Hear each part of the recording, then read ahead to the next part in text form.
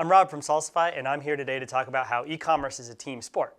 Traditional brand manufacturing has had many different departments that have to work in coordination, but not in super tight coordination. So if you're doing a product launch, for example, you're designing the product in R&D, and then when you're getting ready to go to market, you're going to have brand campaigns, trade execution with your retail partners, and supply chain's going to gear up to support everything.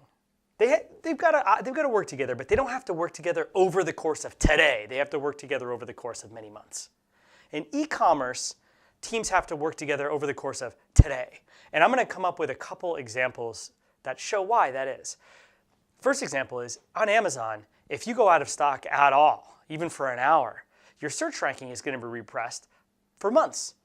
And if your competitors do a really good job executing when your search ranking is repressed, you may never claw back your search ranking ever again. So going out of stock on Amazon is really, really bad. That means that the supply chain team on Amazon, they're not a cost center, they're not an operational center, they are key to trade execution. They are key to the brand visibility. They have to be working in coordination. They should be looking at the Amazon stock levels and sell-through rates every single day, just like the trade team does. Another example, the branding team.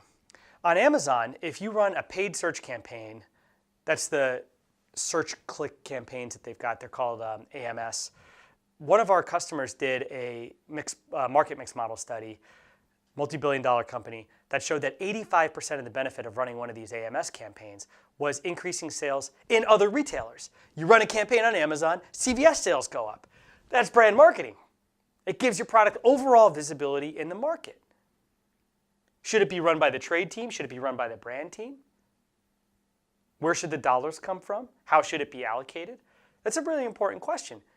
Another example, the brand teams typically will have somewhere in their division the social media groups. So the Facebook ads, the Twitter ads, things like that. If you've got a Facebook campaign that's driving traffic to an Amazon product detail page, because driving traffic to Amazon product detail pages helps with search ranking, helps with visibility, things like that, and the Amazon product goes out of stock and the campaign is still on, you are double punishing yourself. You're punishing yourself because you're spending ad money on traffic that isn't going to convert because there's no stock. And Amazon has an internal number called the rep out of stock rate that if it goes up, meaning if you're getting a lot of glance views when you're out of stock, you're punished for a long period of time. Like that's a number that's a KPI within Amazon that helps determine search ranking. So the very second that you're going to go out of stock on Amazon, you've got to shut down any of these brand campaigns that go to Amazon.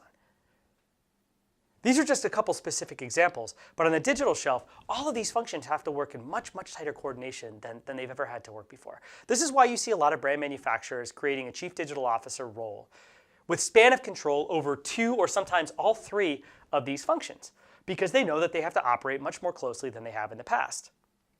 I think the real big challenge, though, for brands in the next few years is even for companies that have a CDO, even when they've got span of control over all 3 functions, it's still only a small percentage of the business compared to the traditional large retail sales in store.